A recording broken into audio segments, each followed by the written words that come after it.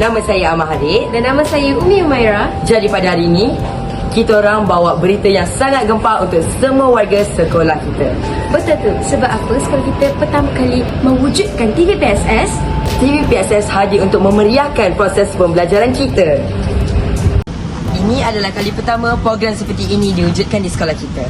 TV PSS bukan televisyen biasa, tetapi Ia adalah saluran yang diwujudkan untuk kita belajar secara interaktif dan seronok.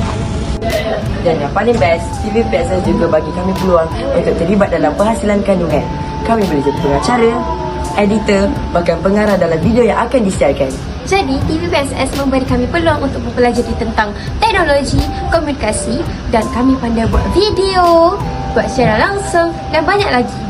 Ini memang satu inisiatif yang besar. Kerana TV PSS adalah pertama kali diwujudkan di sekolah kita. Ia mengubah cara kita belajar Berkongsi informasi. dan menggalakkan kami lebih kreatif dalam pembelajaran.